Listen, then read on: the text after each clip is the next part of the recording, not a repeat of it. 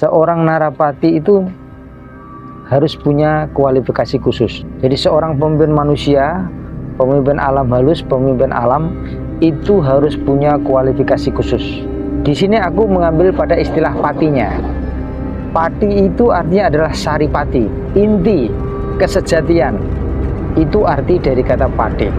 Jadi narapati itu adalah seseorang yang telah mengenal kesejatian, seseorang yang telah mengenal jati dirinya, seseorang yang telah melampaui keduniawiannya sehingga bisa disebut sebagai ningrat.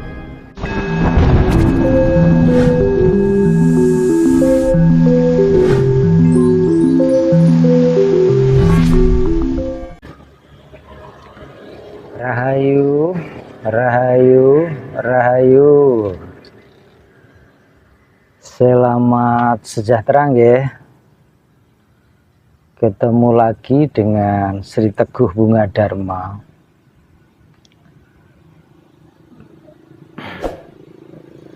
Ini saat ini aku ada di hutan Nglamin nggih. Hutan Nglamin Pati. Aku sedang ada di hutan Nglamin Pati ini.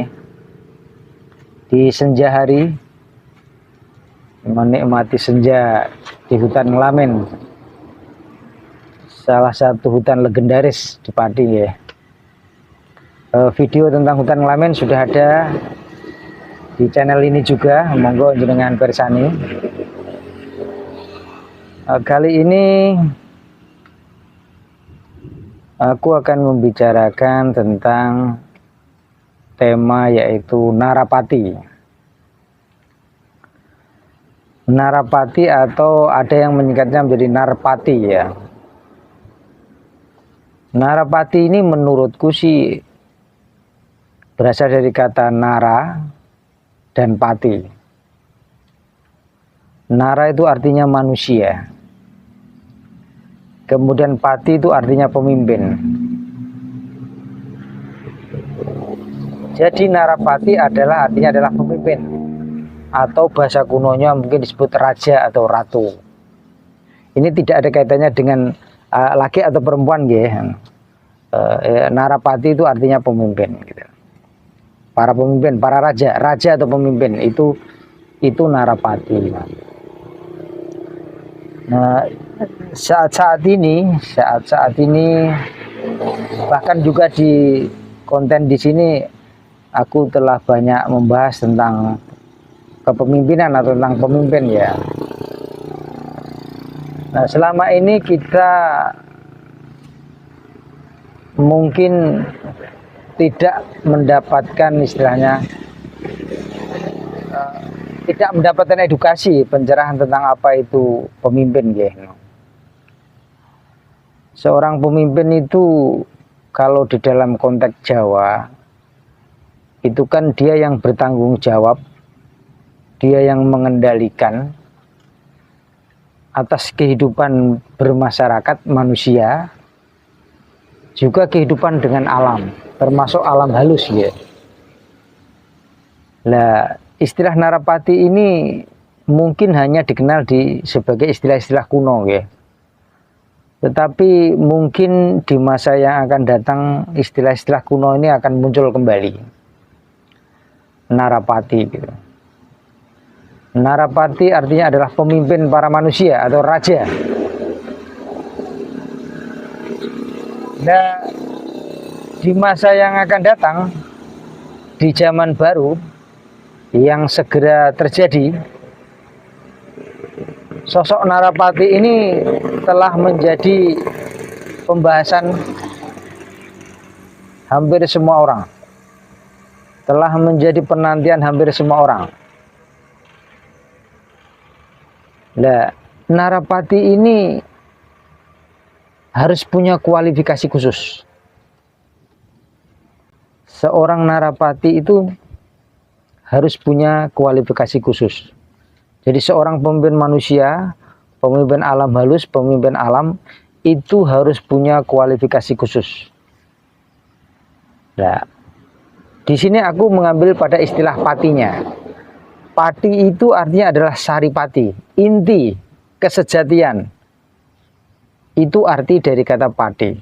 Jadi narapati itu adalah seseorang yang telah mengenal kesejatian. Seseorang yang telah mengenal jati dirinya. Seseorang yang telah melampaui keduniawiannya sehingga bisa disebut sebagai ningrat. Ningrat itu artinya orang yang telah melampaui keduniawian. Itu ningrat. Dia telah mengendalikan dirinya. Jadi seorang ningrat itulah yang layak untuk menjadi seorang narapati. Artinya seorang yang telah melampaui keduniawian dan mengenal jati dirinya, itulah seorang ningrat yang bisa menjadi seorang narapati. Jadi filosofinya, pemaknaannya dan perjalanan spiritual atau perjalanan kehidupannya harus mesti seperti itu. Dan itu bisa siapa saja. Kita semua bisa menjadi itu gitu loh. Bahkan menurutku perjalanan seorang narapati ini adalah perjalanan kehidupan kita masing-masing. Kita semua ini sedang berusaha, sedang melakoni untuk menuju ke kesejatian.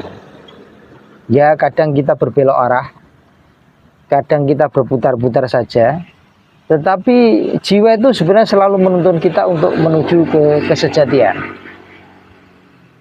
Jadi narapati itu adalah sebuah jabatan, adalah sebuah sebutan bagi seorang pemimpin.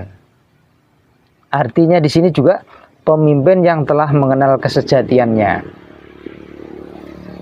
Hanya orang dengan kualifikasi seperti itulah yang bisa disebut seorang pemimpin, seorang narapati. Nah, mungkin panjenengan semua punya pemikiran-pemikiran tertentu tentang seorang pemimpin atau seorang narapati ini, ya. Monggo silakan. Panjenengan semua tidak harus setuju dengan pendapatku, ya. Panjenengan semua tidak harus setuju dengan sudut pandang yang aku tampilkan ini. Tetapi sudut pandang yang aku tampilkan ini adalah sudut pandang kuno yang selama ini telah terlupakan. Karena saat ini mereka yang duduk sebagai para pemimpin itu kriterianya tuh sekarang itu biasanya udah terkenal, lalu punya modal. Ya, dua hal ini terutama itu modalnya sekarang ada terkenal dan punya modal, punya materi. Ya, seorang pemimpin itu harus bermateri, artinya ia mampu mengendalikan materi dan materi ini digunakan untuk kesejahteraan masyarakat, untuk kesejahteraan alam. Ya, memang tepat itu. Tetapi saat ini para pemimpin kita ini maknanya itu menjadi sempit.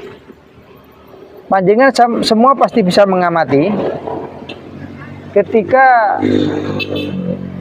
mereka yang duduk di dalam kepemimpinan rata-rata itu orang yang dikenal, orang yang terkenal, dan punya modal. Dan sistemnya pun harus seperti itu, terkenal dan punya modal. Akhirnya kualitas para pemimpin kita itu sangat menurun. Menurun di mata tata alam. Menurun di dalam mekanisme alam. Keselarasan dengan alam itu menurun. Sehingga bencana ada di mana-mana, ketidakselarasan dengan alam itu ada di mana-mana. Jadi ini tolong dipahami, ya. Sekali lagi aku membangkitkan kembali kesadaran tentang narapati ini. Karena ini penting, karena kita saat ini telah kehilangan apa artinya menjadi seorang pemimpin, apa artinya menjadi seseorang yang menjadi pengendali atas kehidupan bermasyarakat, kehidupan alam, termasuk juga kehidupan alam halus.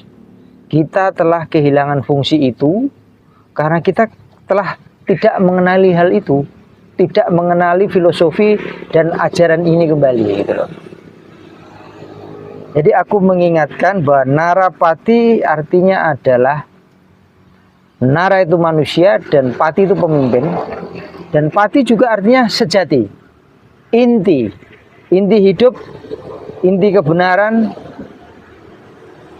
inti dari sebuah kekuatan untuk menjadi pemimpin, kekuatan untuk mengendalikan, kekuatan untuk memanage segala sesuatu yang ada dalam kehidupan ini.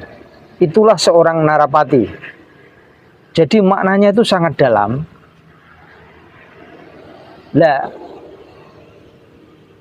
yang kita perlukan saat ini adalah menyadari ini kembali.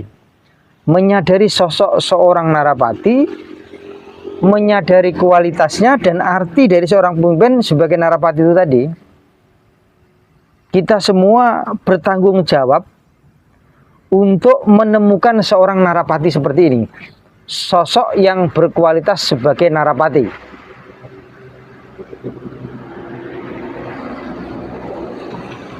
Ingat, aku sudah menyinggungnya di dalam beberapa videoku adalah bahwa pemimpin itu adalah yang paling menentukan di dalam sebuah era peradaban.